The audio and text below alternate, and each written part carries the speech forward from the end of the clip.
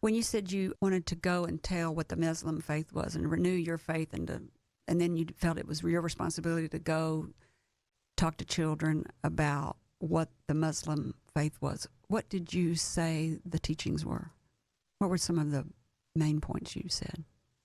Well, Islam, basically, in essence, the word Islam means peace. And it's a religion of peace and a religion of love. That's how I learned it. That's how I practice it. And anything good that I do, it comes to me from my faith. Anything, all my contributions to my society, to humanity are because of my faith, because it inspires me to be a better person every single day. And I thought that is what needs to be communicated out. The positive contribution of Islam and Muslims, the message of hope, growth, and opportunity, and peace and non-violence that it gives out, which is unfortunately not given a lot of limelight or voice nowadays. And Islam is not a religion that started on 9/11. It's a 1439 years old religion. And Muslims, Christians, Jews, they used to live in peace and harmony with each other. Muslims have created amazing civilizations and art and science and history. And it seems to me nowadays that all that is forgotten just because of the actions of a few or whatever the geopolitical conditions are. So I thought it's really important that people look at Islam in its entirety as a religion, as sister religion of Judaism and Christianity. And that's what I taught. And also, I think it's important that we see each other as humans and connect each other at human level. So that is another thing we do through Interfaith Center as well, that, let's look at the common human element in each other. But now you're married. You've chosen, your family and you have chosen a man that is going to be educated in America. That was important to you because you wanted to come to America to get educated. So you've moved, of all places, to Utah, and you're going to school, getting a degree, I believe, in economics at the University of Utah, or University State. What's it called?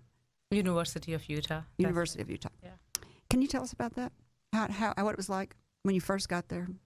When I first got there, actually, it was a little bit of culture shock, but not too much, because Salt Lake City is heavily LDS population, Mormon population, and their cultural values and family values are very similar to Muslims, the way they dress. There is not much alcohol consumption. They have a lot of children. So, for example, we were living in the student housing for University of Utah. And most of the married students were there, and every family had 2, 3, 4, 5 kids. Most of the women were staying home, taking care of the children, like me, which was pretty unusual. You don't see that in many other states. But Utah has a different culture because people have more children, and women do give initial few years to kids more than as compared to other states. So I loved being there. It was an easy transition to America, starting from Utah. And then when my husband graduated from his PhD, then I decided to start school, which I always wanted to do. So I did my bachelor's from University of Utah. And that was a very good experience for me. It was like a dream come true for me. Well, I guess while you were there, 9/11 happened, didn't it? Yeah. While you were in Utah, Yes, 9/11 right. happened. Yes. How did that change your life? Well, actually, 9/11 changed the lives of most of the Muslims, not me, if not everybody. And in many different ways, the way we live, the way we perceive the world, and the way world perceives us, everything changed. One of the big changes, I'll tell you, that I never covered myself before 9/11. I started wearing my headscarf and my hijab after 9/11. Well, that was a time when a lot of Muslim women were taking off their scarves because they were being persecuted for wearing the headscarf.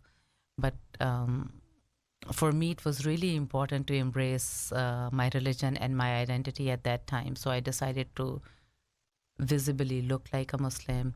And I also thought it's our responsibility as Muslims to educate people around us about what our faith is, what are the true teachings of Islam. So I started a lot of education or public speaking in local churches to tell people about Islam.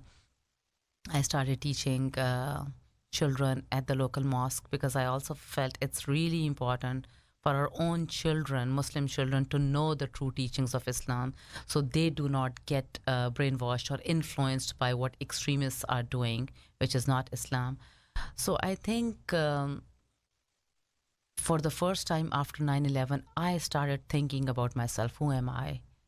And what is my religion? Why am I Muslim? What Islam teaches me? So it was a journey of self-discovery, self-reflection.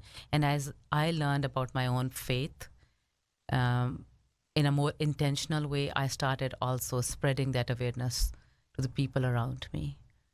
And yes, it changed everything, especially when you have children who are going to school and who look brown, who are immigrants. I mean, you are facing issues day in and day out.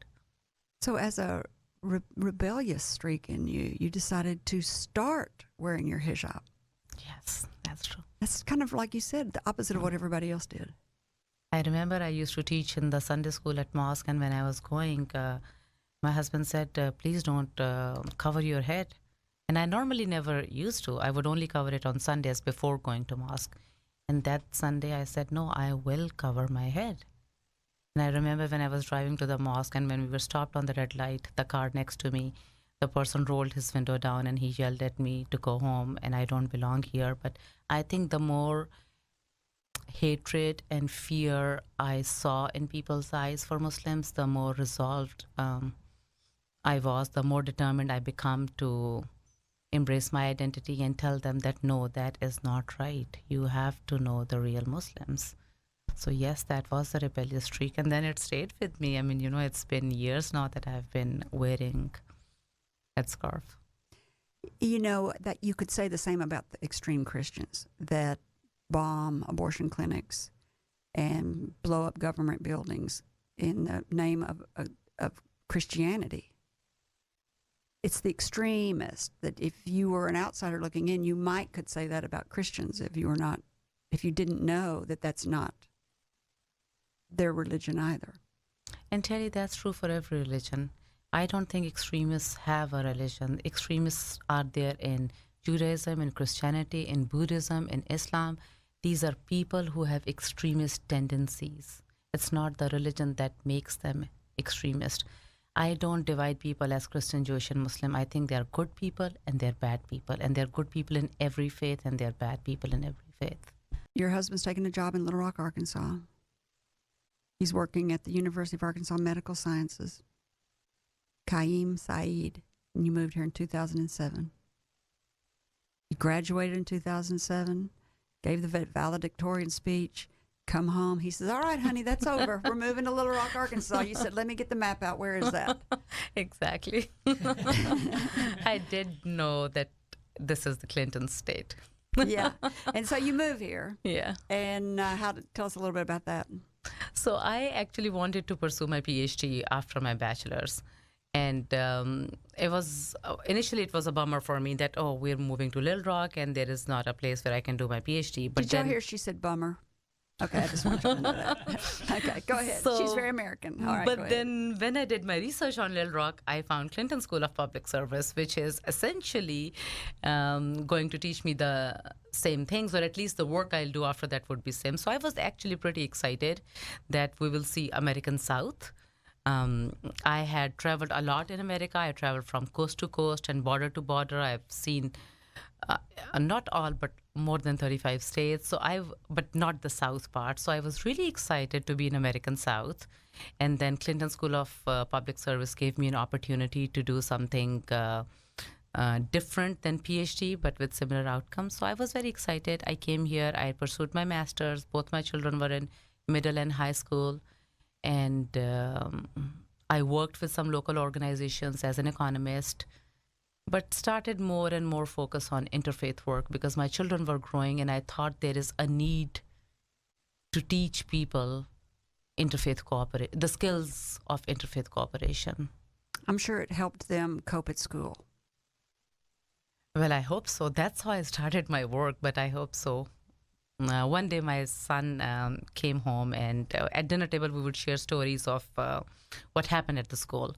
So my daughter, who's younger than my son and who's spunkier than my son, she told me that, Mom, Askia's friend called him a terrorist again today. And I asked my son, what did you do about it, honey? And he was like, no, Mom, nothing. You know, people don't know, and it happens every other day. No big deal about it.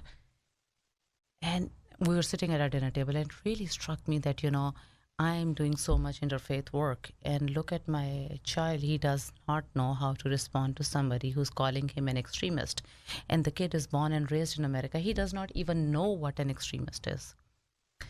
So I asked him that, you know, you should have responded, beta. You know that this is not what Muslims are. And my daughter said, Mom, don't worry. I took care of it. And I said, really? How did you take care of it? And she said, you know, the child who called Askia a terrorist, he was a Hindu. I said, okay. So I said, if you think our God is mean and tell us to go and kill people, your God is so cheap you can buy it off retail store's shelf. So I caught right back at him. If my God is mean, his God is cheap.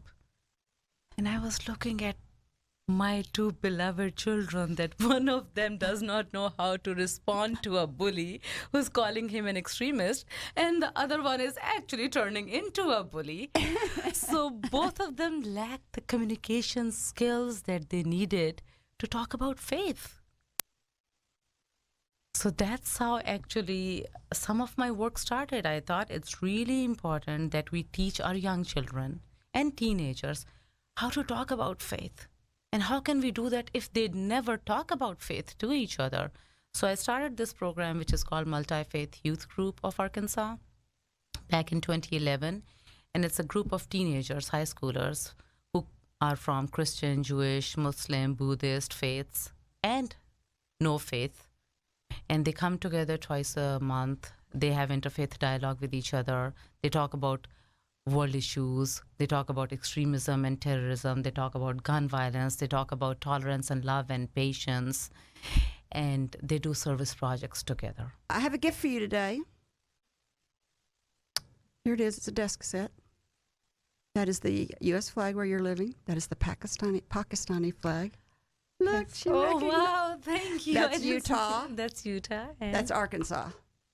Oh, thank you so much. That is so neat.